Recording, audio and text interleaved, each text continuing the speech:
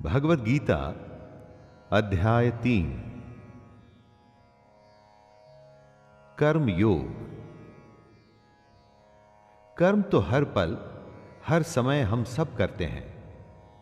ऐसा कोई क्षण संभव नहीं कि जब हम कर्म किए बिना रह सकें। कुछ कर्म झूठ और फरेब से भरे होते हैं और कुछ कर्तव्य के लिए किए जाते हैं। तो फिर ऐसे कौन से कर्म हैं जो हमें हमारे लक्ष्य तक ले जाएंगे? उसी के एनालिसिस श्री कृष्ण हमारे लिए करेंगे और हम उसे आम जन जन की भाषा में, यानी कि आपकी ही बोली में आपके लिए लाए हैं। मैं शैलेंद्र भारती प्रणाम के साथ गीता के अध्याय 3 को प्रस्तुत करता हूं। अर्जुन उवाच ज्यायसी चेत् कर्मणस्ते मता बुद्धिर्जनार्दन तत्किं कर्मणि घोरे मां नियोजयसि केशव। अर्जुन पूछते हैं, हे जनार्दन, यदि आपको कर्म के मुकाबले ज्ञान बेहतर लगता है तो फिर हे केशव, मुझे भयंकर कर्म में क्यों लगाते हैं? कृष्ण ज्ञान को कर्म से अधिक बेहतर बताते हैं। तो उस हालत में यह सवाल उचित बनता है कि वह अर्जुन को कर्म करने के लिए, मतलब युद्ध करने के लिए क्यों कह रहे हैं? क्योंकि अगर ज्ञान की ही बात है तो वो तो अर्जुन कृष्ण से ले ही रहे हैं। तो अपनों को मारने के ऐसे भयंकर युद्ध में कृष्ण उन्हें क्यों लगा रहे हैं? दोस्तों, कितनी ही बार हमारे मन में ऐसे प्रश्न आते हैं कि कर्म आखिर क्यों करना? व्यामिश्रेणेव वाक्येन बुद्धिं मोहयसीव मे तदेकं वद निश्चित्य येन श्रेयो हमाप्नुयाम्। कृष्ण की बात सुन के अर्जुन की बुद्धि मोहित हो रही थी। समझने के बजाय वो और ज्यादा उलझ रहा था। इसलिए अर्जुन कृष्ण से कहता है, एक बात बताइए प्रभु, जिससे मेरी उलझन दूर हो सके। अर्जुन कहना चाहते हैं कि भगवान कंफ्यूज मत करिए, मेरी दुविधा को दूर करके कोई एक बात बताइए जिस पे मैं चल सकूं। कृष्ण ने जो बातें बताई वो गूढ़ हैं, कॉम्प्लिकेटेड हैं, गहरी हैं। ऊपर से देख के ऐसा लगता है कि ये तो बस ज्ञान की बातें हैं, इन पर चलें तो चलें कैसे? यही दुविधा अर्जुन की भी है और कृष्ण उत्तर दे रहे हैं। श्री भगवानुवाच लोकेस्मिन् द्विविधा निष्ठा पुरा प्रोक्ता मया नघ ज्ञानयोगेन सांख्यानां कर्मयोगेन योगिनाम्। श्री भगवान अर्जुन से कहते हैं कि इस दुनिया में दो प्रकार की निष्ठा, दो प्रकार के विश्वास हैं।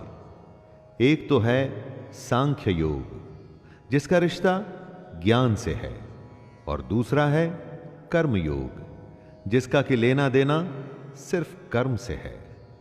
निष्ठा का अर्थ है कुछ भी करने की सबसे परिपक्व अवस्था, पराकाष्ठा।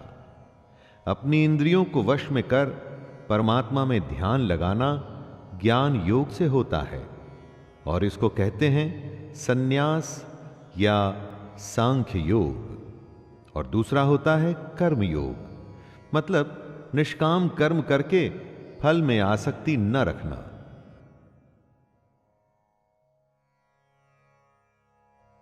न कर्मणामनारंभान् नैष्कर्म्यं पुरुषोष्णुते न च संन्यासनादेव सिद्धिं समधिगच्छति।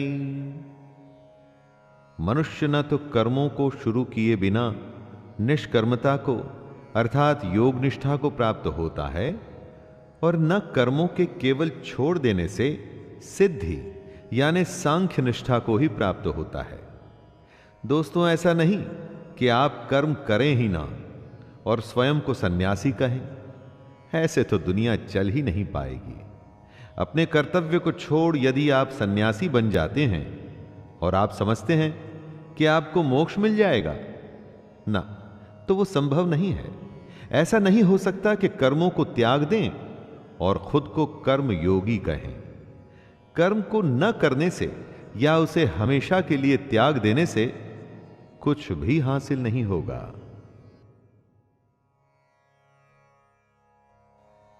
नहि कश्चित् क्षणमपि जातु तिष्ठत्य कर्म कृत् कार्यते ह्यवशः कर्म सर्वः प्रकृतिजैर्गुणैः।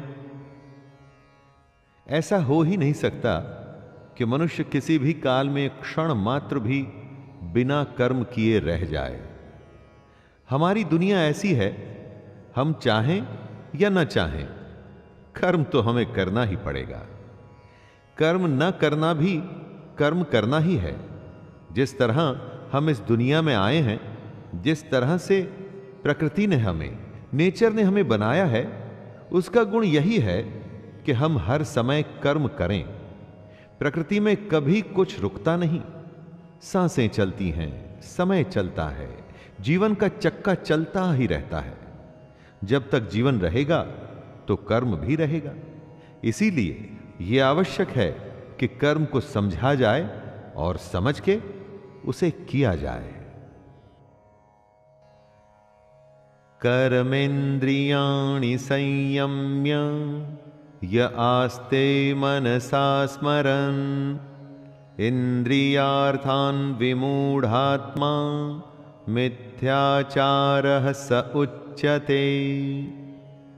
जो सिर्फ दिखावे के लिए अपनी इंद्रियों को जबरदस्ती ऊपर से रोककर लेकिन अंदर मन से हमेशा उन्हीं के बारे में सोचता है, वह मिथ्याचारी अर्थात दंभी कहा जाता है। मतलब झूठा और घमंडी। खाना खाने से तो मना कर दिया, लेकिन हमेशा खाने और उसके स्वाद के बारे में ही सोचता रहे, तो यह कैसा उपवास हुआ? इसे व्रत नहीं माना जाएगा। कितने ही साधु सन्यासी आपको मिलेंगे जो कहते हैं कि उन्होंने दुनिया को त्याग दिया है, कर्म को त्याग दिया है, लेकिन अगर उनके मन में इस दुनिया के लिए अभी भी लालसा है, इच्छा है, तो कृष्ण उन्हें झूठा और पाखंडी बताते हैं। यस्त्विन्द्रियाणि मनसा नियम्यारभतेऽर्जुन कर्मेन्द्रियैः कर्मयोगम् असक्तः स विशिष्यते।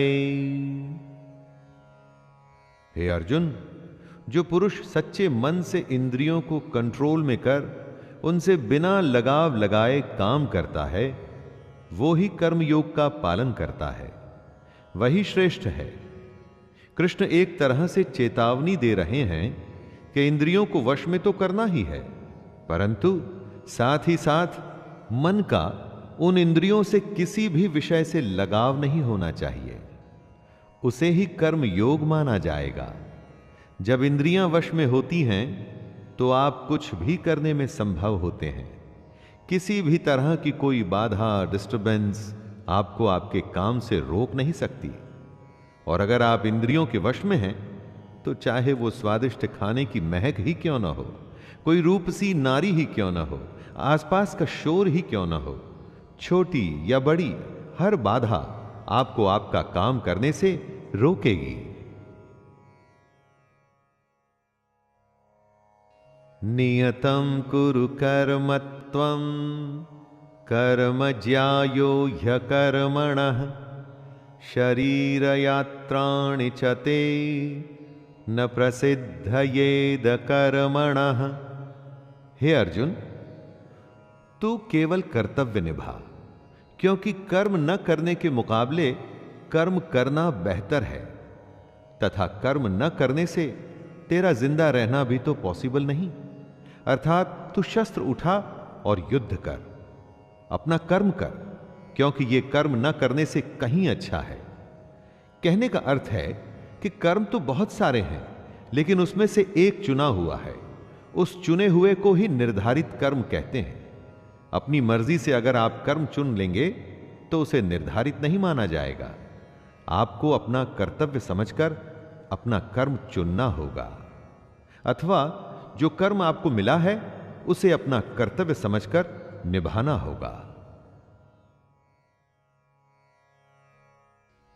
यज्ञार्था कर्मणोऽन्यत्र लोकोऽयं कर्म बन्धनः तदर्थं कर्म कौन्तेय मुक्त संगः समाचर।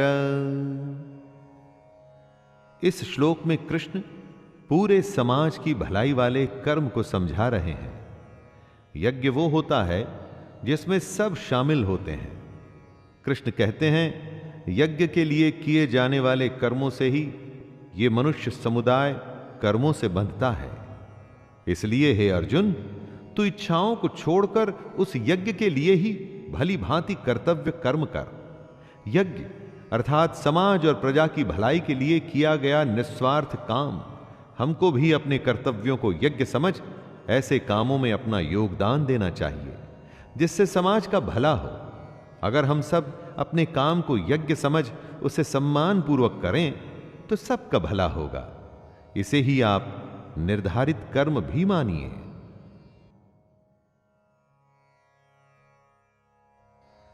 सह यज्ञः प्रजा सृष्टा पुरोवाच प्रजापतिः अनेन प्रसविष्यध्वमेष वोस्त्विष्ट कामधुक्। प्रजापति ब्रह्मा ने इस दुनिया की शुरुआत में यज्ञ को रचकर अपनी जनता से कहा कि तुम लोग इस यज्ञ द्वारा वृद्धि को प्राप्त हो और यह यज्ञ तुम लोगों को इच्छित भोग प्रदान करेगा। घरों में जो यज्ञ किए जाते हैं उन्हें एक धार्मिक कर्म कांड न समझकर उसकी इंपॉर्टेंस समझनी चाहिए।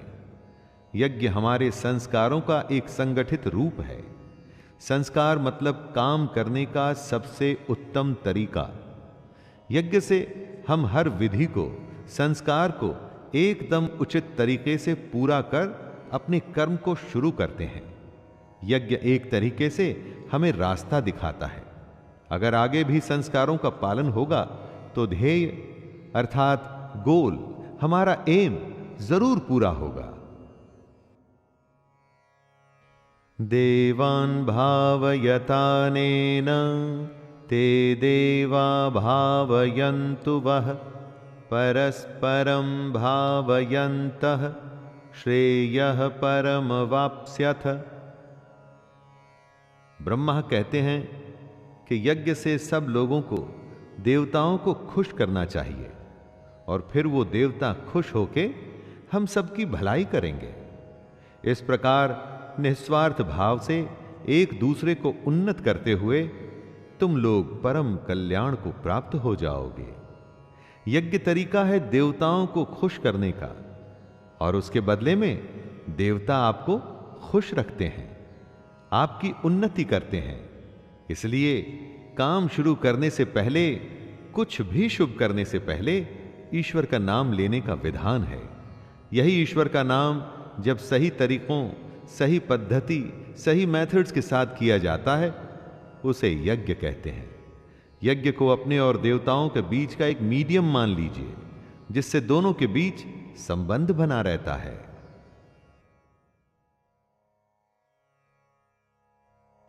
इष्टान् भोगान् हि वो देवा दास्यन्ते यज्ञ भाविताः तैर्दत्तान् प्रदायैभ्यो यो भुङ्क्तेस्तेन एव सः।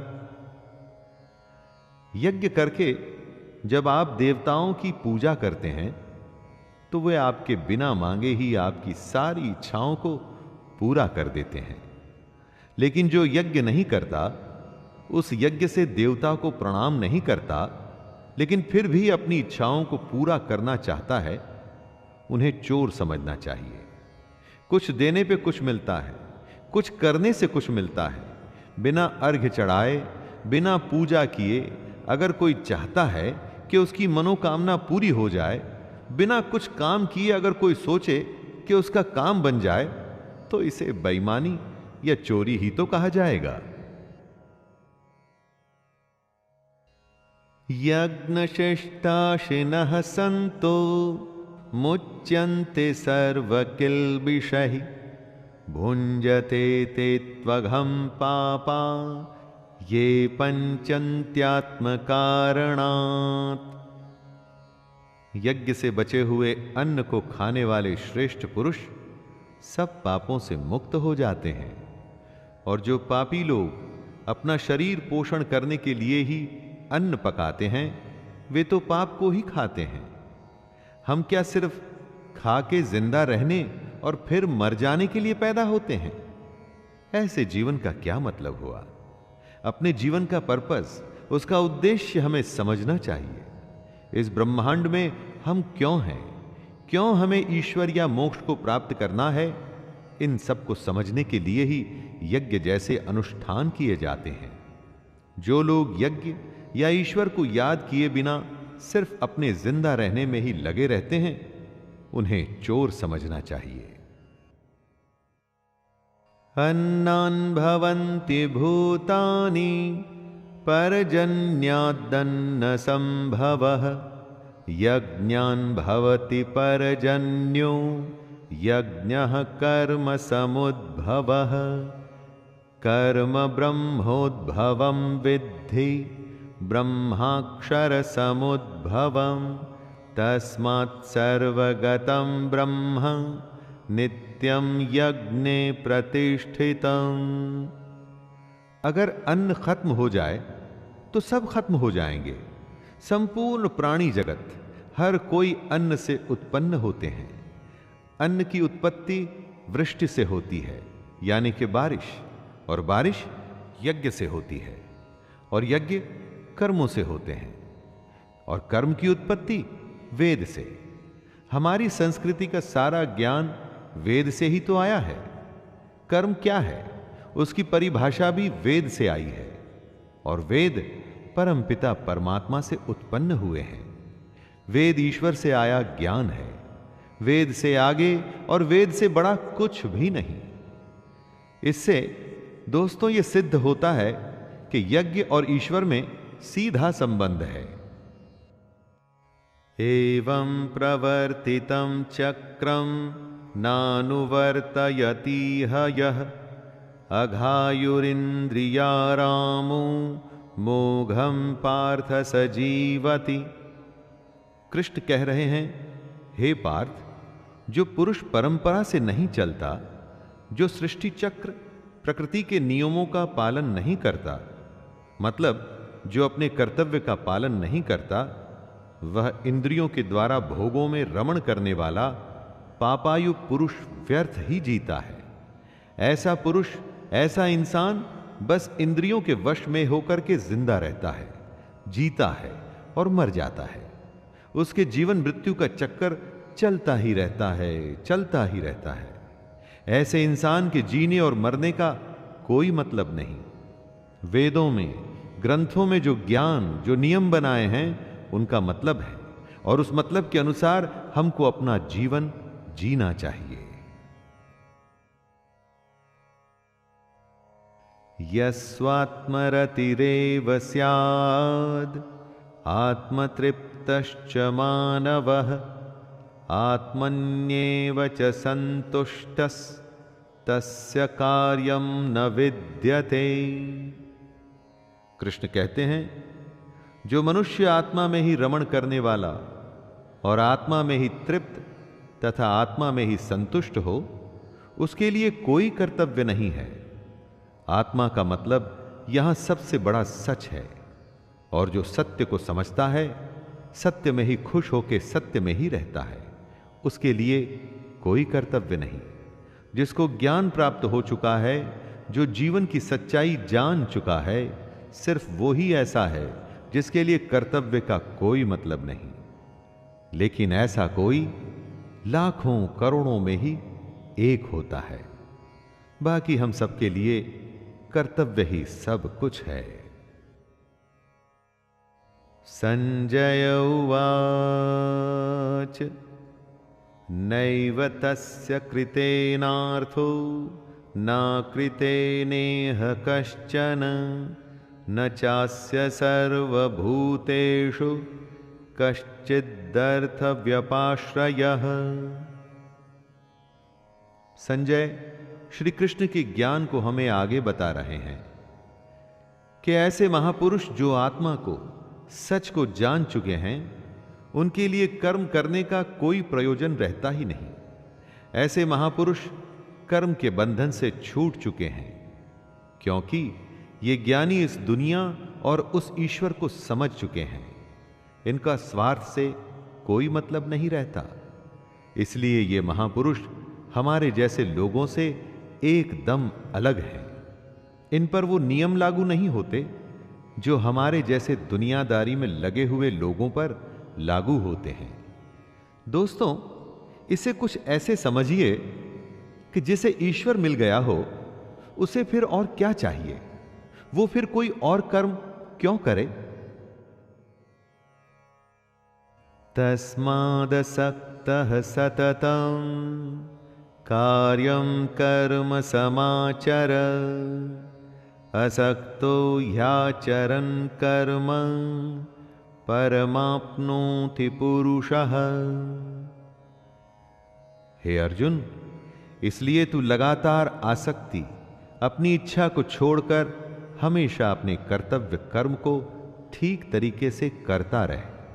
अपनी इच्छाओं को, अपनी कामनाओं को छोड़कर सिर्फ और सिर्फ कर्तव्य को पूरा करने में लग जा, क्योंकि आसक्ति से, लगाव से छूटकर जो भी अपना कर्म करता है वो मनुष्य परमात्मा को प्राप्त हो जाता है। कर्तव्य का रास्ता आसान नहीं होता। कितनी ही बार हम सबको लगता है कि सब कुछ छोड़कर आराम करें, देर तक सोएं या मेहनत न करें, लेकिन उससे कभी कुछ भी हासिल नहीं होता। ऐसा श्री कृष्ण समझा रहे हैं। कर्मणैव हि संसिद्धिम् अस्थिता जनकादयः लोकसंग्रहमेवापि संपश्यन् कर्तुमर्हसि। बहुत से ऐसे लोग हैं जो कर्म करते हुए ही परम सिद्धि को प्राप्त हुए थे। बहुत से ज्ञानी महापुरुष तो ऐसे होते हैं जो आत्मा की सच्चाई को पहचान जाते हैं, लेकिन बाकी लोगों के लिए सिर्फ कर्म ही एक रास्ता है अगर उन्हें जीवन में कुछ करना है तो। अगर आप चाहते हैं कि आपके जीवन का कोई मतलब हो, जन्म लेना, जिंदा रहना और फिर मर जाना, इस बेकार जीवन से बचकर अगर आप कुछ करना चाहते हैं तो आसक्ति यानी अटैचमेंट से बचते हुए आपको अपना कर्म करना चाहिए और अपने कर्तव्य को पूरा करना चाहिए। यद्यदाचरति श्रेष्ठस्तत्तदेवेतरो जनः स यत्प्रमाणं कुरुते लोकस्तदनुवर्तते। लीडर जो होता है ना, वो आगे चलता है और बाकी सब उसके पीछे पीछे। इसलिए आपको यह फैसला करना है कि आप आगे चलने वाले हैं या पीछे। कृष्ण कहते हैं कि श्रेष्ठ पुरुष जो जो आचरण करता है, अन्य पुरुष भी वैसा वैसा ही आचरण करते हैं। वो जो कुछ प्रमाण कर देता है, समस्त मनुष्य समुदाय उसी के अनुसार बरतने लग जाता है। कहने का अर्थ है, जो हमारे आदर्श होते हैं हम उन्हीं को फॉलो करते हैं। किसी भी फील्ड को ले लीजिए, कुछ ऐसे लोग होते हैं जो उस फील्ड में सर्वश्रेष्ठ होते हैं और पूरी दुनिया उन्हीं के जैसा करने की कोशिश करती रहती है। लीडर एक होता है और फॉलोअर्स अनगिनत। तो दोस्तों, आप क्या बनना चाहते हैं, आगे या पीछे? यानी कि आप आगे चलना चाहते हैं या सबके पीछे? न मे पार्थास्ति कर्तव्यं त्रिषु लोकेषु किंचन नानवाप्तमवाप्तव्यं वर्त एव च कर्मणि। कृष्ण कहते हैं, हे अर्जुन, मेरा इन 3 लोकों में कुछ भी कर्तव्य नहीं है और ना ही ऐसी कोई वस्तु है जिसे मैं प्राप्त नहीं कर सकता, तो भी मैं कर्म में ही बरतता हूं। श्री कृष्ण से बड़ा लीडर कौन होगा दोस्तों? लेकिन वो भी कर्म करते हैं, वो भी कर्म करते हुए अपने कर्तव्य का निर्वाह करते हैं। कृष्ण ने महाभारत में भाग लेने से मना नहीं किया। उनकी नारायणी सेना कौरवों के साथ थी, लेकिन वो खुद अर्जुन के साथ, वो अर्जुन के सारथी बने। जब कृष्ण अपना कर्म करके अपने कर्तव्यों को पूरा कर रहे हैं, तो हम कौन होते हैं, हम क्या हैं, फिर हम क्यों न करें? यदि हय्यहं न वर्तेयं जातु कर्मण्यतन्द्रितः मम वर्तमानुवर्तन्ते मनुष्याः पार्थ सर्वशः। कृष्ण कहते हैं, हे पार्थ, अगर मैं कर्मों को करने में सावधानी न बरतूं तो बड़ा अनर्थ हो जाएगा। हर कोई श्री कृष्ण को फॉलो करता है। अगर आपका लीडर ही कुछ नहीं करेगा, अगर भगवान ही कुछ नहीं करेंगे, तो मनुष्य तो सब कुछ करना छोड़ देंगे। जो सबसे बड़ा होता है, लीडर होता है, सर्वश्रेष्ठ होता है, सब उसके पीछे चलते हैं।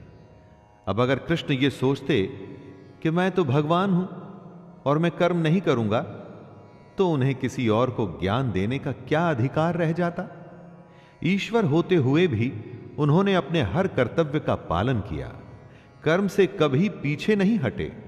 उनके पग चिन्हों पर ही अब हमें चलना है और कोशिश करनी है सर्वश्रेष्ठ बनने की।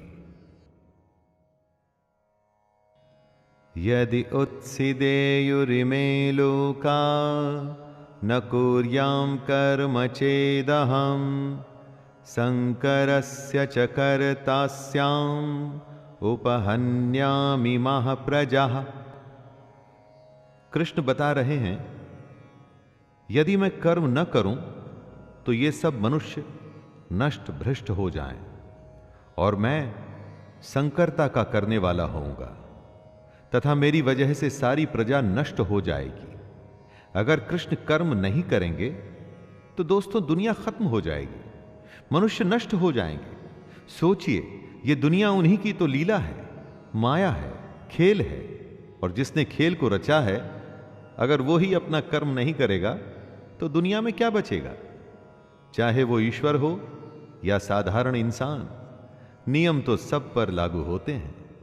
अगर कर्म का नियम है तो वो कृष्ण को भी करना पड़ेगा और हमें और आपको भी।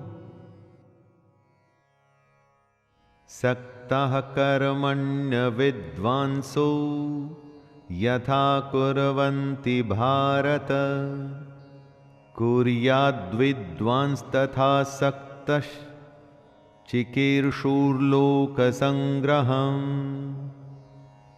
हे भारत, जिनमें समझ नहीं होती ना, वो कर्म में आसक्त होकर काम करते हैं। विद्वानों को, समझदारों को बिना लगाव के कर्म करना चाहिए। क्या यज्ञ करने से हम ज्ञानी हो जाते हैं?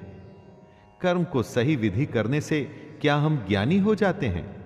नहीं, कर्म करना है लेकिन उससे आसक्ति, अटैचमेंट नहीं रखनी, और ऐसा करना आसान नहीं है।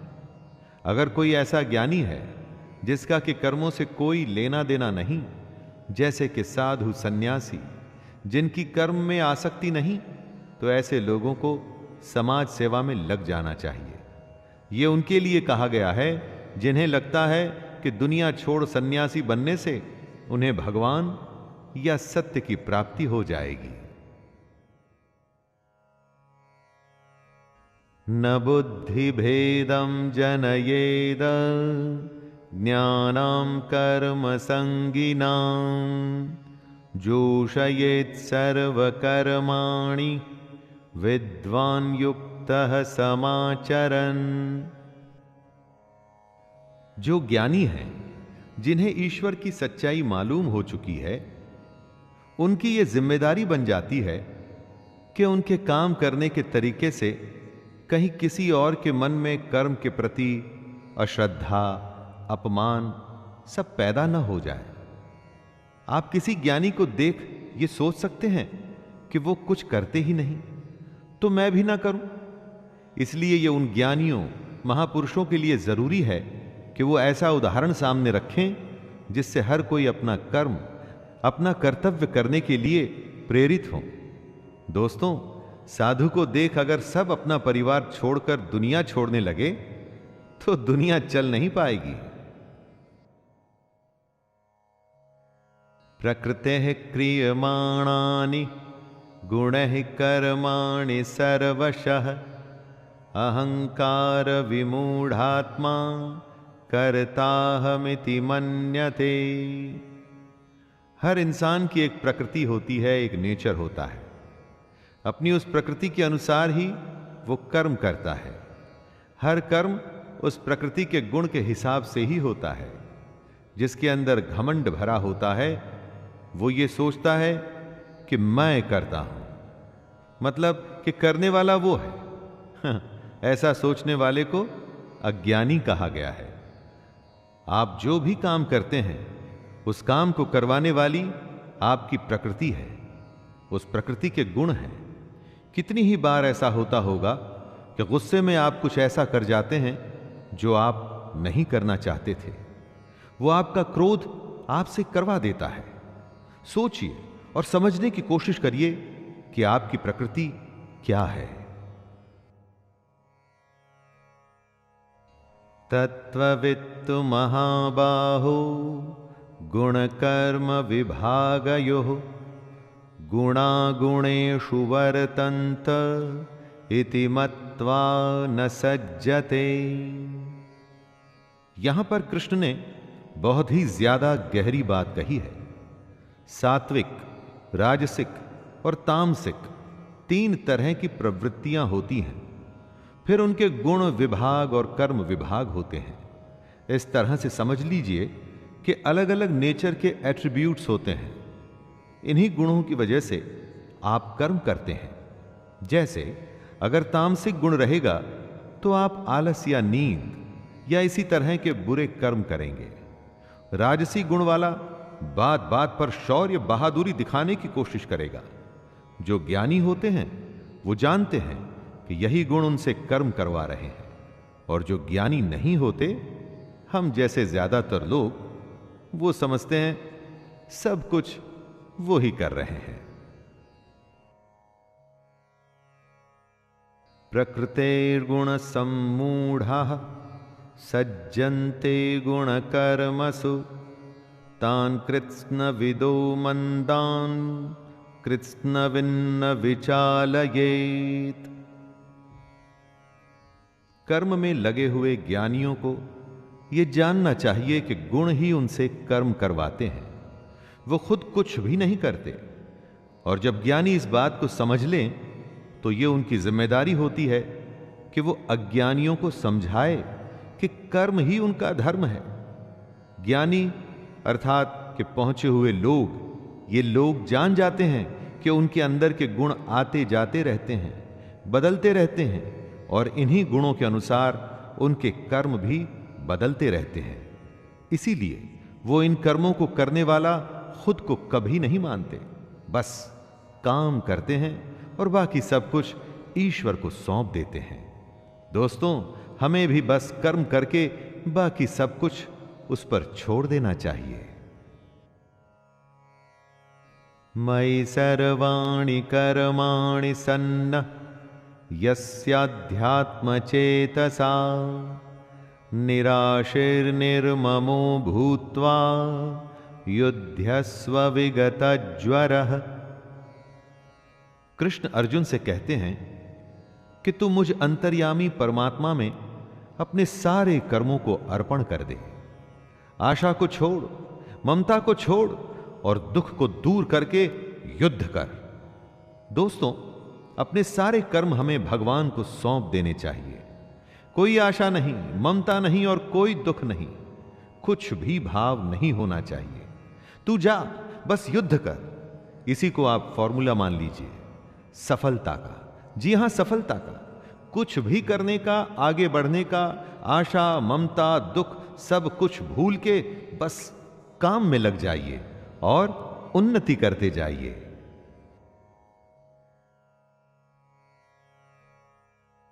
ये मे मतामिदं नित्यम् अनुतिष्ठन्ति मानवः श्रद्धावन्तो न सूयन्तो मुच्यन्ते तेति कर्मभिः।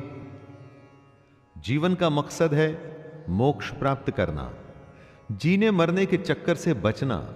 निष्काम कर्म का अगला कदम वही होता है। इसी के बारे में कृष्ण कहते हैं कि जो कोई मनुष्य दोष दृष्टि से रहित और श्रद्धा युक्त होकर मेरे इस मत का सदा अनुसरण करेगा, वो सारे कर्मों से छूट जाएगा। जो भी कोई सुख, दुख और मोह को छोड़कर बस अपने कर्म को सिर्फ मुझे अर्पण करता है और कर्म को सच्चे मन से करता है, वो कर्म के सारे बंधन से छूट जाता है। और कर्म के बंधन से छूटने का अर्थ है जन्म मृत्यु के चक्कर से बचना। ये त्वेतदभ्यसूयन्तो नानुतिष्ठन्ति मे मतम् सर्वज्ञान विमूढ़ांस्तान् विद्धि नष्टान चेतसः। कृष्ण कहते हैं कि कई लोग घमंड करके खुद को बहुत बड़ा समझते हैं। उन्हें लगता है कि वही करते हैं, सब कुछ वही करते हैं। उन्हें नहीं लगता कि उन्हें अपना कर्म श्री कृष्ण को, ईश्वर को अर्पण करना चाहिए। ऐसे लोग अपने झूठे ज्ञान में ही मस्त रहते हैं। कृष्ण उन्हें मूर्ख बताते हुए उनसे दूर रहने की सलाह दे रहे हैं। आपको अपने चारों तरफ कई सारे घमंडी दिख जाएंगे दोस्तों, जिन्हें लगता है कि वो कुछ गलत नहीं कर रहे।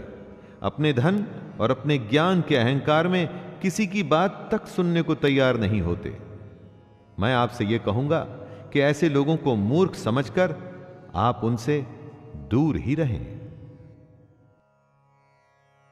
सदृशं चेष्टते स्वस्याः प्रकृतेर्ज्ञानवानपि प्रकृतिं यान्ति भूतानि निग्रह किं करिष्यति। सभी प्राणी प्रकृति को प्राप्त होते हैं, अर्थात अपने स्वभाव से मजबूर होकर कर्म करते हैं। ज्ञानवान भी अपनी प्रकृति के अनुसार कोशिश करता है, फिर इसमें किसी का हठ क्या करेगा। कृष्ण ये समझा रहे हैं कि हर प्राणी का अपना एक स्वभाव होता है, नेचर होता है, एटीट्यूड होता है। सब उसी के चलते काम करते हैं। जो ज्ञानी हैं, सब कुछ जानते हैं, उनसे भी उनका काम उनकी प्रवृत्ति ही करवाती है। इसमें किसी की हठ, जिद कुछ भी नहीं कर पाएगी। अगर आप कोशिश करेंगे कि किसी से उसके नेचर के अगेंस्ट काम करवा लें, तो आप अपना सिर्फ टाइम वेस्ट कर रहे हैं। इंद्रियस्येन्द्रियस्यार्थे रागद्वेषौ व्यवस्थितौ तयोर्न वशमागच्छेत्तौ यस्य परिपन्थिनौ। इंद्रियों में ही प्यार और इंद्रियों में ही क्रोध या द्वेष छुपा है। मनुष्य को उन दोनों के वश में नहीं होना चाहिए, क्योंकि वे दोनों ही इसके कल्याण मार्ग में विघ्न करने वाले महान शत्रु हैं। अर्थात इंद्रियों में ही हर तरह का भाव छुपा है, अच्छा भाव भी और बुरा भाव भी। अच्छे और बुरे दोनों ही भावों में हमें नहीं फंसना चाहिए, क्योंकि इसी फंसने से ही हमारे मोह की शुरुआत होती है और फिर इन इंद्रियों के चक्कर में हम फंसते हुए चले जाते हैं और कभी भी निकल नहीं पाते। काम, क्रोध, मद, लोभ और मोह को हमें अपना शत्रु मानना चाहिए। श्रेयान् स्वधर्मो विगुणः परधर्मात् स्वनुष्ठितात् स्वधर्मे निधनं श्रेयः परधर्मो भयावह। कृष्ण कहते हैं, अच्छी प्रकार आचरण में लाए हुए दूसरों के धर्म से गुण रहित भी अपना धर्म अति उत्तम है। अपने धर्म में तो मरना भी कल्याणकारक है और दूसरे का धर्म भय को देने वाला है। हर किसी को अपना कर्तव्य, अपना कर्म और अपना धर्म ही करना चाहिए। कृष्ण कहते हैं कि अगर अपने धर्म के लिए मरना भी पड़े तो भी अच्छा है, लेकिन कभी किसी दूसरे के धर्म को स्वीकार नहीं करना चाहिए। कोई बेहद कमजोर, जिसे खुद पर विश्वास न हो, दूसरे के धर्म को अपनाता है। जिसमें थोड़ा सा भी आत्मसम्मान होता है ना, वो कभी दूसरे के धर्म को नहीं अपनाता। अर्जुन उवाच अथ केन प्रयुक्तोऽयं पापं चरति पुरुषः अनिच्छन्नपि वार्ष्णेय बलादिव नियोजितः। अर्जुन कहते हैं, हे कृष्ण, तो फिर ये मनुष्य खुद न चाहते हुए भी जबरदस्ती किस बात से प्रेरित होकर पाप का काम करता है? अर्जुन यहां पर बड़ा वैलिड सवाल करते हैं दोस्तों। क्यों मनुष्य कृष्ण के कहे अनुसार नहीं चल पाता? क्यों वो पाप के रास्ते पर चलता है? ऐसा क्या हो जाता है लोगों के साथ कि वो सही रास्ते पे नहीं चल पाते, गलत रास्ते पर क्यों चलने लगते हैं? चाहे वो इस बात को जानते हो या न जानते हो, वो क्या चीज है जो उन्हें विवश करती है? पाप के लिए उनकी बुद्धि, उनके मन, उनके गुण किस बात को दोष दें? श्री भगवानुवाच कामैष क्रोधैष रजो गुण समुद्भवः महाशनो महापाप्मा विद्धयेन मिह वैरिणम्। श्री भगवान कहते हैं, रजोगुण से उत्पन्न होता है काम, और काम में से निकलता है क्रोध अर्थात गुस्सा। काम या क्रोध कभी रुकता नहीं अर्जुन, बस बढ़ता ही रहता है। इसको अपना सबसे बड़ा शत्रु मानना चाहिए। दोस्तों, श्री कृष्ण बताते हैं कि आखिर पापी पाप किस कारण करता है, किसी के पाप करने की वजह क्या होती है? वजह है रजोगुण। इसी की वजह से काम, क्रोध या राग, द्वेष जैसे भाव पैदा होते हैं, जो कि पाप की वजह होते हैं। इन्हीं द्वेषों को श्री कृष्ण शत्रु बताते हैं। इन भावों के मन में आते ही आपको समझ जाना चाहिए कि आप पर शत्रु हावी हो रहा है और आपको उसे रोकने की जरूरत है। धूमेनाव्रियते वह्निर् यथादर्शो मलेन च यथोब्लेनावृतो गर्भस्तथा तेनेदमावृतम्। जिस प्रकार धुएं से आग और धूल से दर्पण ढका जाता है, तथा जिस तरह से जेर मतलब एमनियोन से गर्भ ढका रहता है, वैसे ही उस काम द्वारा हमारा ये ज्ञान ढका रहता है। राख जलती रहती है और उसके धुएं में आग छुपी रहती है। शीशे पर अगर धूल हो तो चेहरा साफ नहीं दिखता। उसी तरह से जब ये काम, क्रोध जैसे विकार, ये जो कमियां हैं, हमारे अंदर में मौजूद ज्ञान को छुपा के रखती हैं। सब कुछ हमारे अंदर है, बाहर कुछ भी नहीं। ये ऐब, कमियां हमारे अंदर रहकर असली ज्ञान को छुपाकर एक तरह से हमें विवश कर देती हैं और हमें पाप करने के लिए उत्साहित करती हैं। इसलिए श्री कृष्ण इन्हें शत्रु बताते हैं। आवृतम ज्ञानमेतेन ज्ञानिनो नित्यवैरिणा कामरूपेण कौन्तेय दुष्पूरेणानलेन च। हे अर्जुन, ये ऐसी आग है जो कभी बुझती ही नहीं। इस आग का मतलब है काम, और इसी से मनुष्य का ज्ञान ढका हुआ है। भोगों से कभी कोई तृप्त नहीं हुआ है।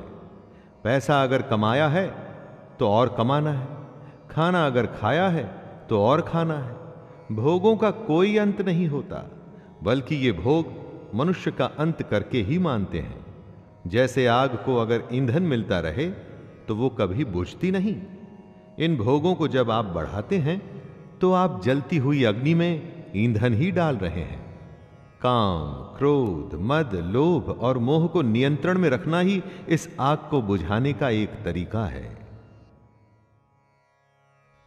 इंद्रियाणि मनोबुद्धिरस्य अधिष्ठानमुच्यते एतैर्विमोहयत्येष ज्ञानमावृत्य देहिनम्। कृष्ण अर्जुन को समझा रहे हैं कि इंद्रियां, मन और बुद्धि ये सब इसके घर कहे जाते हैं। ये काम इन मन, बुद्धि और इंद्रियों द्वारा ही ज्ञान को कवर करके जीवात्मा को मोहित करता है। काम, क्रोध जैसे विकार, कमियां इंद्रियों, मन और बुद्धि में रहते हैं। ये इनके घर हैं जहां इनका निवास होता है। घर में रहकर ये कमियां घर के मालिक को मोहित कर उसे ही खत्म करने की कोशिश करती हैं। कुछ अच्छा देख मन में लालच आता है। काम पूरा न होने पर क्रोध आता है। इसी तरह से ये कमियां हमारे दिल दिमाग पर कब्जा करना शुरू करती हैं और हम हमेशा इनके वश में रहते हैं।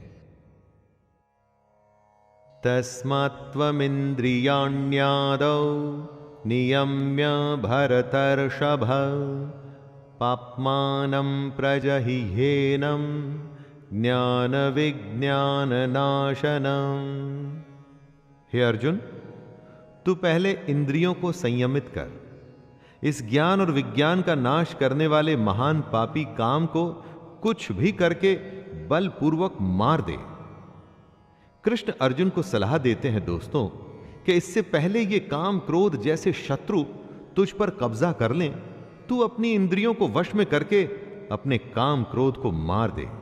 ये काम और क्रोध ही हैं जो हमारे अंदर मौजूद ज्ञान को खत्म कर उसमें शंका भरते हैं, हमें हमारे रास्ते से भटकाते हैं। कितनी ही बार आपके साथ भी होता होगा कि कोई जरूरी काम करते हुए आराम करने का मन करता होगा। बस यही वो समय होता है दोस्तों जब आपको अपनी इंद्रियों को वश में करना होता है। इंद्रियाणि पराण्याहुर इंद्रियेभ्यः परं मनः मनसस्तु परा बुद्धिर् यो बुद्धिः परतस्तु सः। इंद्रियों को स्थूल शरीर से बेहतर, बलवान और सूक्ष्म यानी कि सटल कहते हैं। इन इंद्रियों से बेहतर मन है, मन से भी बेहतर बुद्धि है, और जो बुद्धि से भी बड़ा है वो आत्मा है। कृष्ण कहते हैं कि हमारे शरीर से श्रेष्ठ हमारी इंद्रियां हैं। सही बात है, किसी भी शरीर को उसकी इंद्रियां पल भर में वश कर लेती हैं, लेकिन इंद्रियों से बड़ा मन है।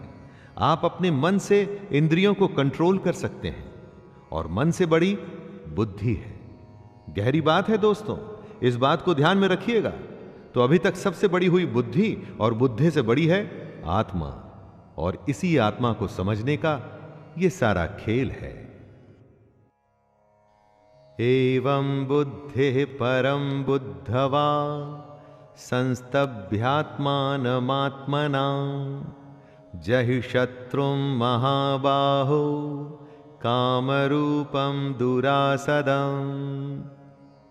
कृष्ण अपनी बात को समझाते हुए कह रहे हैं कि हे अर्जुन, इस प्रकार बुद्धि से बेहतर अर्थात सूक्ष्म, बलवान और अत्यंत श्रेष्ठ आत्मा को मान। बुद्धि से अपने मन को वश में कर, और हे महाबाहो, तू इस काम रूप दुर्जय शत्रु यानी कि इनविंसिबल एनिमी को मार डाल। बुद्धि से मन को वश में करना है, अगर मन वश में हो गया तो आप इंद्रियों को भी वश में कर लेंगे। जब मन और इंद्रियां आपके वश में हैं तो फिर उसका अगला कदम होगा आत्मा के पास पहुंचना। आत्मा परमात्मा का ही एक रूप है और आपकी बुद्धि आपको आपकी आत्मा के करीब पहुंचा सकती है। तो दोस्तों, ये था भगवत गीता का अध्याय 3 और यहीं पर आज्ञा दीजिए आपके अपने शैलेंद्र भारती को। धन्यवाद। जय श्री कृष्ण।